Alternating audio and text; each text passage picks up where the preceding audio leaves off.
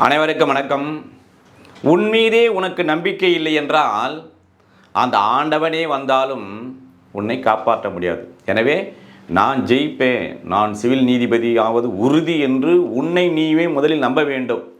அப்படி நம்பினால் கண்டிப்பாக உன்னுடைய இலக்கை, அது சிவில் நீதிபதியாக இருந்தாலும் சரி, ஏபிபியாக இருந்தாலும் சரி, அல்லது அது டிஸ்ட்ரிக்ட் ஜட்ஜு உன்னுடைய தேர்வாக இருந்தாலும், எந்தவாக இருந்தாலும் நீங்கள் கண்டிப்பாக வெற்றி பெறுவீர்கள் என்று கூறி, இப்பொழுது நாம் தொடர்ந்து போக்சோ ஆக்டை பார்த்து கொண்டு வருகிறோம். அதுவும் chapter 6 procedure for recording statement of the child. ஒரு குழந்தை இருக்குல்ல, இந்த குழந்தை இருக்குது என்றால் போக்சோ சட்டத்தால் பாதிக்கப்பட்டிருக்கின்ற போது இந்த குழந்தையினுடைய வாக்குமூலத்தை பதிவு செய்கின்ற போது என்னென்ன நடைமுறைகளை பின்பற்ற வேண்டும், வாட் இஸ் அ ப்ரொசீஜர், அதான் பார்க்க போகிறோம். அதில் வந்து 24 to 27 இருக்குது. ஆல்ரெடி 24 பார்த்துட்டோம். இப்போ 25 என்ன சொல்கிறது என்பதை பற்றி பார்க்க போகிறோம். செக்ஷன் 1ல் recording of statement of a child by magistrate. இப்போ நடுவர் இருக்கிறார்கள், நடுவர் நீதிபதி அவர்கள், மேஜிஸ்ட்ரேட்.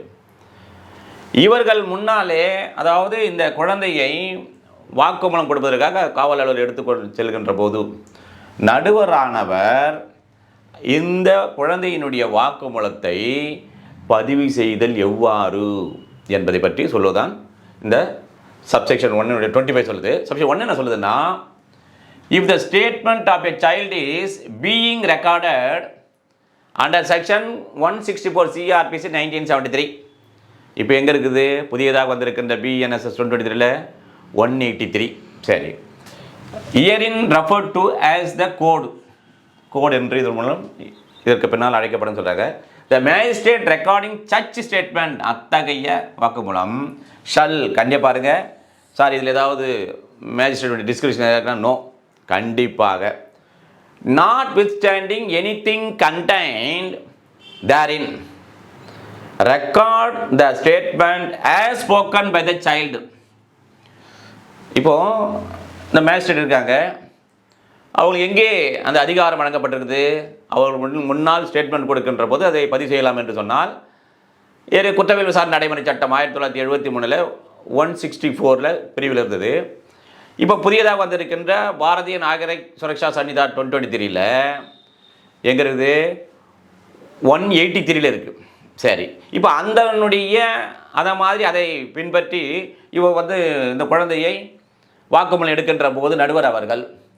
ஆனால் இங்கே என்ன சொல்கிறாங்கன்னா, அந்த மாதிரி அந்த ப்ரொசீஜர் இருக்குதுல்ல, 164 அல்லது 183 அந்த நடைமுறையில் எது கண்டிருந்த போதிலும் இந்த மாதிரி சொல்லுவாங்க. 164 மேஜிஸ்ட்ரேட் முன்னாடி இப்படி போயிருக்கணும், இந்த மாதிரி எடுத்து போய் அங்கே வாலண்டியர் சொல்லணும், இந்த மாதிரிலாம் ப்ரொசீஜர் இருக்குல்ல, அதெல்லாம் இருந்தாலும் அதெல்லாம் விட்டுருங்க, அது எப்படியாவது இருக்கட்டும்.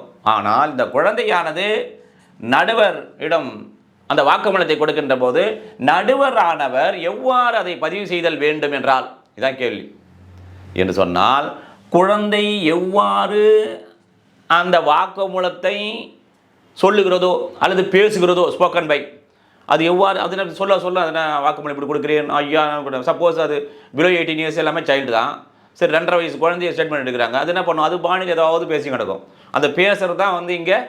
சரி, அப்போ என்ன பண்ண, அந்த குழந்தை என்ன பேசுகிறதோ அதை பேசுகின்ற வாக்கிலேயே அந்த வாக்குமூலம் இருக்க வேண்டுமே தவிர, நடுவர் அவர்கள் இல்லை எனக்கு 164 CRPC 1970 இப்படி சொல்லுது, அல்ல 183 BNSS 2023 இப்படி சொல்லப்பட்டிருக்கிறது, அதை தான் பின்பற்றி நான் ரெக்கார்ட் செய்வேன் என்றால் நோ, அதெல்லாம் அதில் இது கண்டிருப்பதோ அதெல்லாம் விட்டுடுங்க. இந்த குழந்தை எவ்வாறு பேசுகிறதோ அந்த பேச்சு வாக்கிலே அந்த வாக்குமூலத்தை பதிவு செய்ய வேண்டும் என்று சொல்லுதான் section 25 section 1 of POCSO act 2012. இப்போ சப்செக்ஷன் 1ல் ப்ரொவைடட் வரம்புறையாக என்ன சொல்கிறதுன்னு சொன்னால், that the provisions contained in the first proviso to section 164 section 1 code BNSS 2023 section 183 section 1 shall, கண்டிப்பாக, so far it permits the presence of the advocate of the accused shall not apply in this case. இப்போ நம்ம ஏற்கனவே பார்த்தோம், as per 164 CRPC படியும், அதே போன்று இப்போது புதியதாக வந்திருக்கின்ற பாரதிய நாகரிக் சுரக்ஷா சன்னிதாவில் 183 அதன்படியும் என்ன பண்ணலாம், இவ்வாறு ஒரு மேஜிஸ்ட்ரேட் முன்னால் ஒரு ஸ்டேட்மெண்ட் எடுக்கிறாங்க அப்படின்னு சொன்னால் என்ன பண்ணலாம், எதிரி இருக்கால இவன் தான் அக்யூஸ்டு, அந்த எதிரினுடைய வழக்கறிஞர் இவர் தான் வச்சுக்க, இந்த வழக்கறிஞரானவர் அப்பொழுது அங்கே முன்னிலையாகலாம், பிரசன்ஸ் இருக்கலாம்னு சொல்லப்பட்டிருக்கின்றது. எங்கே செக்ஷன் 1 164 ஆனால் இந்த குழந்தையானது போக்சோ ஆக்டில் பாதிக்கப்பட்டிருக்கின்ற இந்த குழந்தையினுடைய வாக்குமூலத்தை நடுவர் அவர்கள் எடுக்கின்ற பொழுது அந்த மாதிரி அந்த புரொவிஷனுடைய இந்த வழக்கறிஞர் முன்னிலை ஆகி இருக்கலாம் அல்லது அந்த நேரத்தில் இருக்கலாம் என்று சொல்லப்பட்டிருக்கிறது.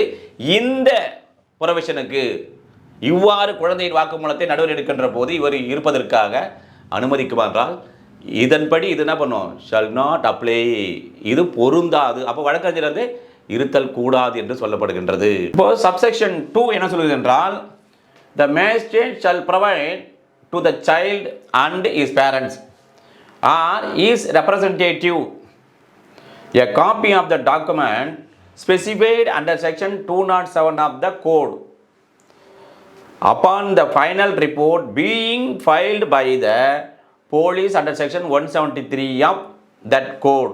173 இப்போ 193. இப்போது ஒரு படவில் தான் பார்த்தோம்னா நமக்கு ஈஸியாக புரியும் பாருங்கள்.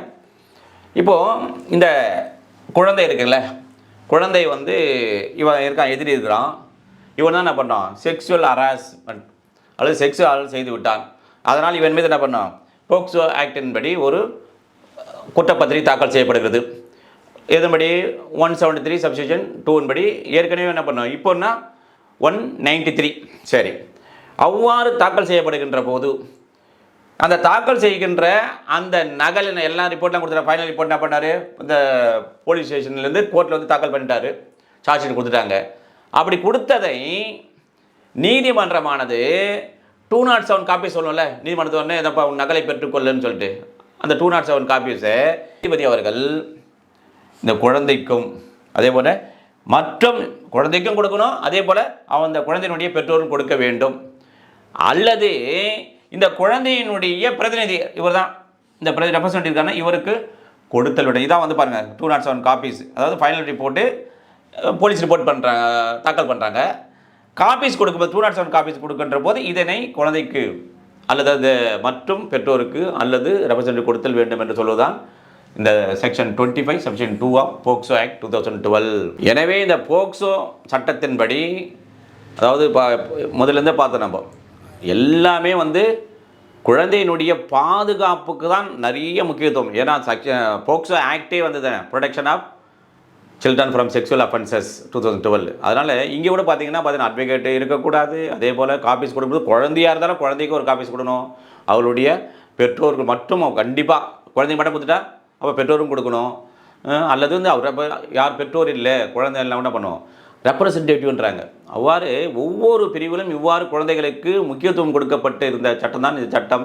எனவே அதில் இருக்கின்ற பிரிவுகள் அனைத்தையும் நாம் நன்கு கற்று அறிந்து தேர்வில் வெற்றி பெற வேண்டும் என்று கூறி அடுத்த சந்திப்போம். நன்றி, வணக்கம்.